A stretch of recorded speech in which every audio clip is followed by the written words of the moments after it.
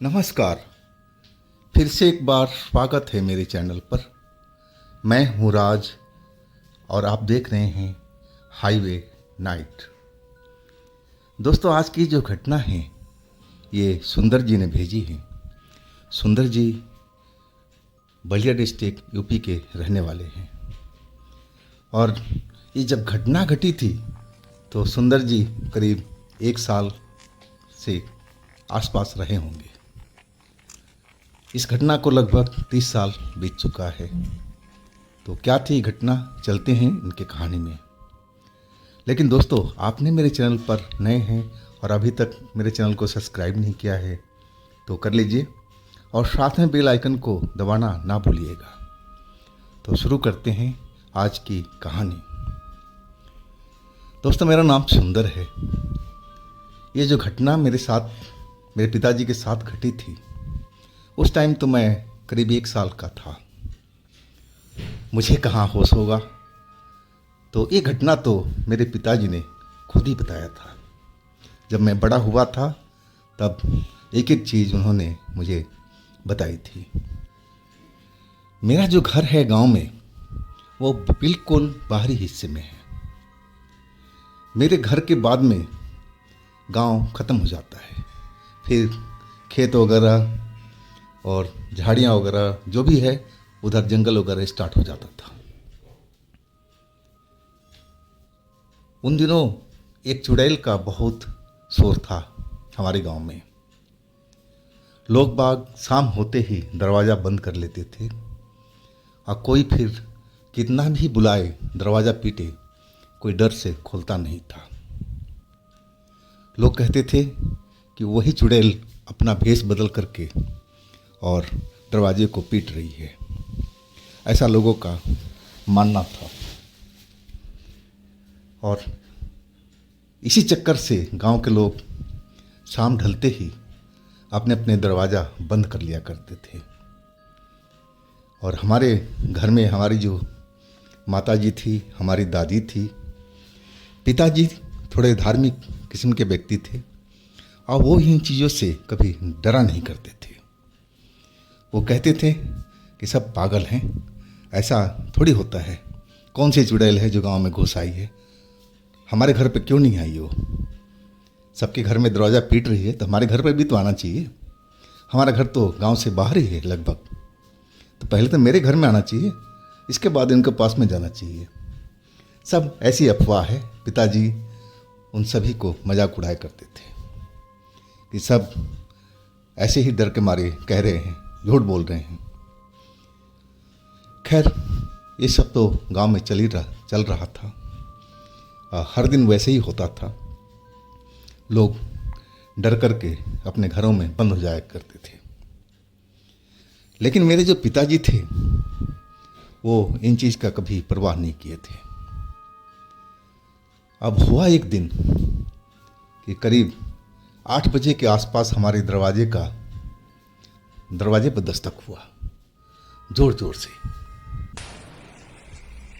पिताजी अंदर खाना खा रहे थे और वो दस्तक सुन कर के मेरी दादी, मेरी माँ और सब डर गए थे।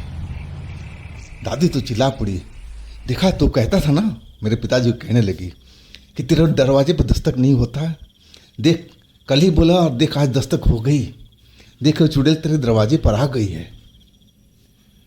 और पिताजी खाना खाते हुए मुस्कुराने लगे, कहने लगे पहले जाके खोल तो देख कौन खड़ा है, ऐसे कैसे बोल रही है माँ। लेकिन दादी माँ का इतना हिम्मत नहीं था कि वो दरवाज़ा जा कर के खोले, और ना मेरी माँ का। आखिरकार दरवाज़ा बजता रहा और फिर पिताजी ही खाना खा करके उठे, तब वो दरवाजे पर गए। दरवाज़ा उन्होंने खोला तो क्या देखते हैं कि वहाँ पर तो कोई वास्तव में नहीं है। तो आखिर जब कोई है नहीं तो ये दरवाज़ा इतनी देर से कौन पीट रहा था। पिताजी बाहर निकल कर के गली में इधर उधर देखने लगे, लेकिन उन्हें कोई भी उस वक्त में, उस रात को दिखाई नहीं पड़ा।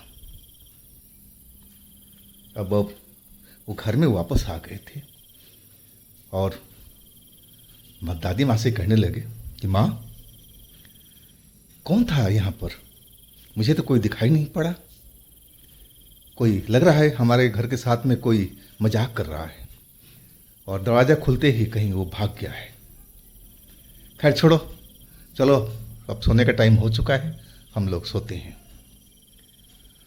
और जैसे ही पिताजी दादी सब सोए और करीब 1 घंटे के बाद में फिर वैसे ही दरवाज़ा पर कोई खट खट खट खट दस्तक देने लगा। एक बार हुआ, पिताजी ने कुछ नहीं बोला और दादी तो खटखट सुन करके डर ही गई थी कि चुड़ैल दोबारा आ गई है, अब क्या होगा। वैसे ही मेरी माँ डरी हुई थी। अब पिताजी उठ करके दरवाजे पर चले गए। दोबारा खटखट हुआ, तब तक वो दरवाज़ा खोल दिए। दरवाज़ा खोलते ही तेजी से बाहर निकला कि कौन है और दरवाज़ा कौन पीट रहा था। लेकिन इस बार भी वहाँ पर कोई नहीं था। हर तरफ कोई दिखाई नहीं पड़ रहा था, तो आखिर इतनी जोर जोर से दरवाज़ा कौन पीट रहा था। अब पिताजी के चेहरे पर भी डर दिखाई पड़ने लगा था। वो भी अब डर सा गए थे, कहीं जो गांव के लोग बोला करते हैं वो वही चुड़ैल तो नहीं है। और पिताजी ने जल्दी से दरवाज़ा बंद किया और वापस आ गए घर के अंदर में। दादी पूछने लगी, क्या कौन था दरवाजे पर, देखा? लेकिन पिताजी चुप थे, बिल्कुल शांत थे और कुछ सोच रहे थे। दादी बार बार कह रही थी, देखा ना, तूने उस चुड़ैल का मजाक उड़ाया और वो आ गई ना दरवाजे पर, और मजाक उड़ा उसका। पिताजी तब बोले कि शांत रहो माँ, मैं कुछ सोच रहा हूँ, आखिर ये कौन हो सकता है। करीब आधा घंटा और बीत चुका था। अब एकदम घर में शांति छाई हुई थी। मेरी माँ चुपचाप थी, मेरी दादी भी चुपचाप थी और पिताजी भी कुछ सोच रहे थे, वो भी चुपचाप चारपाई पर बैठे हुए थे। और तभी फिर वही दस्तक दरवाजे पर हुआ। खटखट खटखट आवाज़ आने लगी। इस बार पिताजी ने सीधा मंदिर घर का रुख किया। मंदिर घर से वो लोटा उठाया जिसमें गंगा जल रखा हुआ था और गंगा जल का लोटा लेकर के सीधा दरवाजे पर पहुंच गए थे और इंतजार करने लगे कि दोबारा कब खटखट हो तो दरवाजा को झटके से खोलें। मेरी दादी भी वो सब देख रही थी। मेरी माँ तो मुझे संभाले हुई थी, एक मैं 1 साल का था और मैं नींद में सो रहा था। करीब 10-15 मिनट के बाद में जब पिताजी दरवाजे पर खड़े थे, अब दरवाजे पे कोई दस्तक नहीं हो रहा था, बिल्कुल शांत था। और तभी पिताजी मुड़ने लगे कि शायद अब दस्तक नहीं होगा और तभी दरवाजे पर धड़ाम धड़ाम कोई लगा कि कोई पैर मार रहा हो दरवाजे पर। उसी वक्त पिताजी ने दरवाज़ा खोला और वो गंगा जल का लोटा का जल सीधा आगे में फेंकना शुरू कर दिया। और जैसे ही गंगा जल बाहर फेंका, एक जोर से चिल्लाहट सुनाई पड़ी, जबकि वहाँ पर कोई नहीं था, पूरा जगह खाली था। दादी भी सब देख रही थी और वो चिल्लाहट किसी औरत का था, जो लगा कि उसका कोई गला काट रहा हो या उसके शरीर में बिजली का करंट लग गया हो। इतना तेज तेज आवाज़ में जोर से चिल्लाई जा रही थी। और फिर वो आवाज़ हमारे खेतों की तरफ गायब होने लगी, दूर जाने लगी कहा जाए तो। अब ये सब देख करके मेरे पिताजी भी कांप गए थे और दादी के तो बहुत बुरा हाल था। मेरी माँ तो अंदर थी, उनको बस आवाज़ सुनाई पड़ी थी। शायद लगा कि कोई बाहर बहुत बड़ा खतरा पिताजी ने मोल ले लिया है। वो भी डरी हुई थी। आज जब वो आवाज़ बिल्कुल गायब हो गया, पिताजी अभी भी दरवाजे के बाहर ही खड़े थे। उनके हाथ में वही लोटा था जिसमें गंगा जल था। बिल्कुल चुपचाप किसी स्टैचू की तरह खड़े थे, ना हिल रहे थे ना डुल रहे थे। ये सब देख करके दादी माँ डर गई थी। वो जा करके मेरे पिताजी को बोलने लगे, अरे चलो अब अंदर चलो, जो करना था तूने कर लिया, अब अंदर तो चलो। लेकिन ये क्या, पिताजी तो एकदम चुपचाप खड़े हैं, ना बोल रहे हैं ना चाल रहे हैं। अब कैसे भी करके दादी उनको ढकेलते हुए कमरे में लेके आई, लेकिन वो तो बोलना चलना ही बंद कर दिए थे। और थोड़ी देर के बाद में उन पर बुखार चढ़ने लगा था, वो भी तेज बुखार।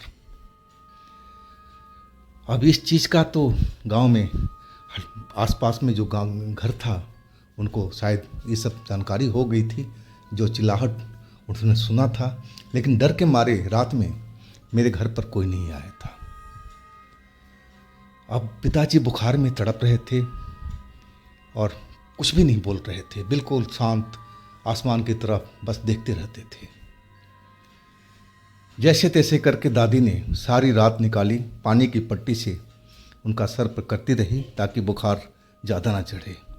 लेकिन बुखार था, पट्टी करते टाइम तो थोड़ा कम हो जाता था और फिर बदन जलने लगता था। अब सुबह हो चुकी थी और सुबह होते ही मेरी जो दादी थी सीधा गांव के मंदिर के पहुंची थी और सारा बात उन्होंने जा कर के मंदिर को पुजारी को बताया था। पुजारी भी बात सुन कर के चौंक गया था और कहने लगा दादी माँ से कि क्या ज़रूरत थी आपके बेटे को बाहर निकलने की, सारे लोग तो घर के अंदर ही रहते थे ना, तो आपको क्या ज़रूरत थी बेटे को, ये तो पागलपंथी है। अब वो चुड़ैल शायद उस पर अपना अंश छोड़ गई है, इसीलिए उसके साथ में ऐसा हो रहा है। खैर मैं चल रहा हूँ और वो पुजारी हमारे घर पर आए थे और फिर वो पिताजी को झाड़ा वाड़ा लगाए। झाड़ा लगाने के बाद में बुखार थोड़ा कम होने लगा था। वो कहने लगे कि देखो झाड़ा तो सुबह शाम लगाना ही पड़ेगा और ये कई दिन तक चलेगा जब तक ये सही नहीं हो जाएंगे। अब इसके बाद जो पड़ोसी थे, गांव वाले थे, सब आ चुके थे। सब रात की बात सुन कर के डर चुके थे और सभी कहने लगे कि इन्होंने जो किया साहस का काम है, शायद अब हमारा गांव सुरक्षित रहेगा, वो चुड़ैल फिर दोबारा नहीं आएगी। लेकिन अपना असर तो इन पर छोड़ गई है। और आखिरकार 4-5 दिन तक मेरे पिताजी पर वो मंदिर का पुजारी आते रहे और झाड़ा लगाते रहे और तब जाकर के मेरे पिताजी पूरी तरह से स्वस्थ हुए थे। इस घटना को लगभग 30 साल के आसपास हो चुका है और पिताजी मुझे जब बताया तो करीब मैं 15-16 साल का था। मुझे एक एक बात उनकी याद था। तो दोस्तों ये थी आज की कहानी। और आपके पास भी इस तरह कोई अपनी स्टोरी है, कोई घटना है, तो आप मुझे इंस्टाग्राम पर या मेरे व्हाट्सएप नंबर पर शेयर कर सकते हैं। और दोस्तों मेरे दूसरे चैनल पर भी जाइए, उनमें भी अच्छी अच्छी कहानियाँ हमने डाली हुई है जो बेहद आपको पसंद आएगी। चैनल का लिंक मैं नीचे डिस्क्रिप्शन बॉक्स में दे रखा हूँ, तो एक बार उन कहानियों को भी आनंद लीजिए। और दोस्तों मेरे इस चैनल को भी लाइक कीजिए, सब्सक्राइब कीजिए, शेयर कीजिए। फिर हम मिलते हैं अगले दिन एक नई घटना में। आप लोग अपना बहुत ही ख्याल रखिएगा। नमस्कार।